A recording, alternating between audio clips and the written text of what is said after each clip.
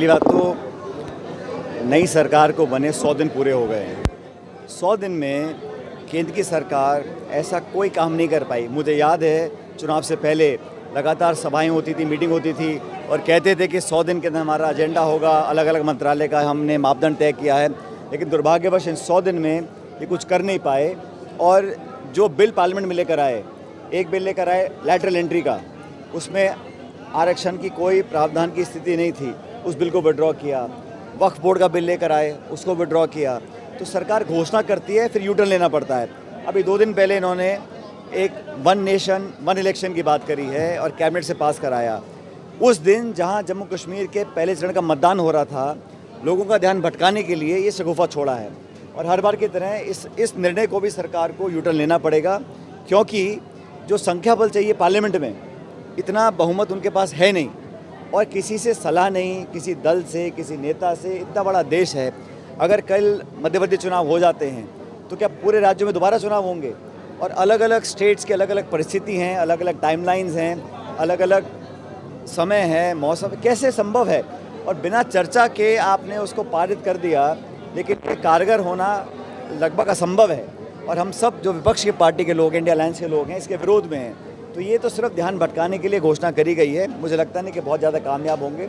जहाँ तक चुनाव की बात है, 4 राज्यों के चुनाव होने थे, ये सिर्फ 2 ही राज्यों में चुनाव करवा पा रहे हैं। बाकी झारखंड और महाराष्ट्र के चुनाव इन्होंने पोस्टपोन किए। जब आप 4 राज्यों के विधानसभा चुनाव नहीं करा पा रहे हैं, राजस्थान में 7 उपचुनाव होने, आप वो नहीं करा पा रहे हैं, तो 1 नेशन 1 इलेक्शन की आप कैसे बात कर सकते हैं? हरियाणा और जम्मू कश्मीर में दोनों जगह भारतीय जनता पार्टी पिछड़ रही है और यही कारण है कि लगातार वो बौखलाहट में कांग्रेस पार्टी को और राहुल गांधी जी को टारगेट करते हैं, बेबुनियाद बातें बोलते हैं, अपशब्द बोलते हैं, गालियां देते हैं, जान से मारने की धमकी दे रहे हैं। तो मुझे लगता है कि नेता जो बोल रहा है, लेकिन जो नेता का नेतृत्व करने वाले हैं, अगर वो खंडन नहीं कर रहे, वो दंडित नहीं कर रहे हैं, वो इस बयान को सही मान रहे हैं, तो हमें समझना पड़ेगा कि भारत सरकार और भाजपा की यही सोच है। इसलिए इसका मुकाबला करेंगे। इसकी मैं निंदा करता हूं। पूरे देश भर में आज आक्रोश लोगों को है। जो व्यक्ति संवैधानिक पद पर बैठा है, राहुल गांधी जी इस देश के प्रतिपक्ष के नेता हैं, उस संवैधानिक पद पर बैठे के व्यक्ति के खिलाफ आप जान से मारने की धमकी दें, उनकी ज़बान काटने के लिए 11 लाख का इनाम की घोषणा करें, इस प्रकार के लोगों को आप बर्दाश्त कर रहे हैं, मतलब आपकी मानसिकता इसी प्रकार की है। इसलिए जो केंद्र के मंत्री बन गए हैं वो राहुल गांधी जी को आतंकवादी बता रहे हैं। इससे बड़ा दुर्भाग्य नहीं हो सकता कि केंद्र के मंत्री होकर इस प्रकार की बातें बोल रहे हैं। तो पूरे देश में, सिर्फ कांग्रेस में नहीं, पूरे देश में इस बयान का खंडन लोग कर रहे हैं और मुझे लगता है जितनी भर्त्सना की जाए उतनी कम है। लेकिन हम लोग हटने वाले नहीं हैं। उस रास्ते पर राहुल जी निकल चुके हैं, जवाबदेही तय करने का, लोकतंत्र को मजबूत करने का, विपक्ष की एकता को बनाए रखने का। उस रास्ते पर हम आगे चलेंगे। हम कभी ना डरे हैं ना डरने वाले हैं। लेकिन जिस तरह से जो राहुल गांधी जी ने जो बयान दिया है, जिसकी तुलना पन्नू से की गई है, पन्नू के बयान और उसके तुलना राहुल जी के बयान की तुलना उन्होंने मुझे नहीं बताया कि वो उस पर माफी। ये कांग्रेस के थे, इनकी पूरी तीनों पीढ़ियाँ कांग्रेस में थी, अब नए नए वहाँ बीजेपी में गए हैं, अपनी दुकान जमाने के लिए इस प्रकार के बयान दे रहे हैं। और ना तो भारत सरकार और ना भाजपा के शीर्ष नेतृत्व इसका खंडन कर रहे हैं। इसका मतलब साफ साफ ये होना चाहिए कि इस प्रकार की भाषा का वो अनुमोदन करते हैं।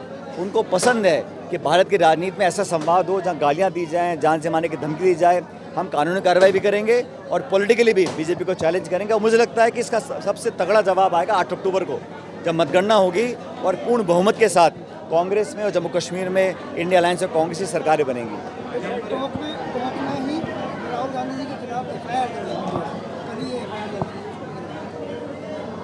ये क्या राजनीति हो रही है?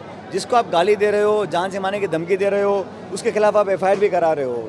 मतलब मुझे समझ में नहीं आ रहा। आपकी सरकार बनी 10 महीने पहले, आप यहाँ विकास के काम कराओ, जनता की बात को सुनो। और जो खींचतान इस सरकार में हो रही है, इतने सत्ता के केंद्र बन चुके हैं, किसी को मालूम नहीं है कि कौन मंत्री है, कौन नहीं है। सत्ता कुछ बोलती है, संगठन कुछ बोलता है, बिखराव हो चुका है। इतना नेतृत्व में हीन प्रदेश चल रहा है। बड़ा दुर्भाग्य है। सरकार को बने 10 महीने हुए नहीं हैं और अभी से ही पूरा रायता बिगड़ चुका है। तो मुझे बड़ा दुख है कि जो उम्मीदों से सरकार बनी थी, वो उम्मीद पूरी नहीं हो पा रही है। क्या लग रहा है हरियाणा और पूर्ण बहुमत से सरकार बनाएंगे हम लोग। देखिए, ये हमारा इंडिया अलायंस बना था लोकसभा चुनावों के लिए। हमारा इंडिया गठबंधन लोकसभा चुनावों के लिए बना था, लेकिन जिन जिन राज्यों में हम विपक्ष की एकता को एकजुट रख सकते हैं वो हम काम करेंगे। लेकिन मैं इतना कहना चाहता हूँ कि कांग्रेस पार्टी अपने आप में इतनी सक्षम है कि सभी चुनावों पर लड़कर चुनाव हम जीतेंगे। लेकिन फिर भी जो दिल्ली का इंडिया अलायंस के लोगों का निर्णय होगा उस सबको हमें स्वीकार करना होगा। लेकिन हम लोग अपना संगठन, अपने कार्यकर्ता, अपने नेताओं पे हमें इतना भरोसा है कि तमाम चुनौतियों का हम अकेले सामना भी कर सकते हैं।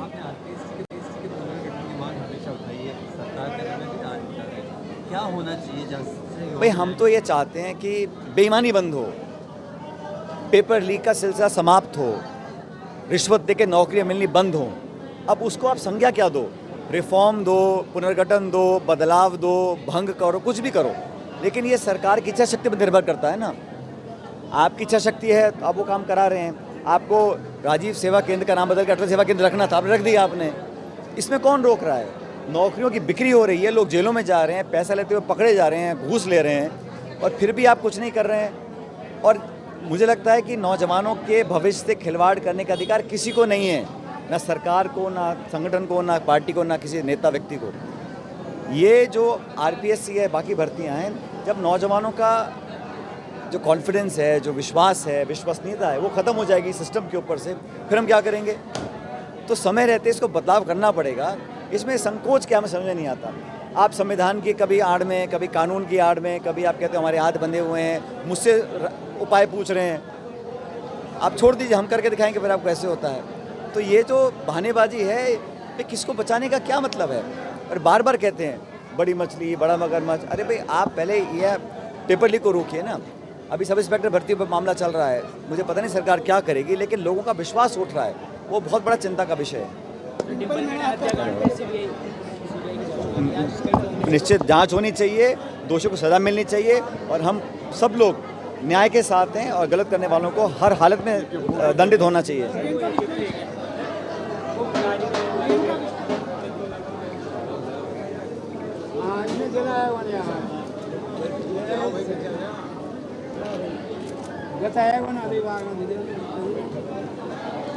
सर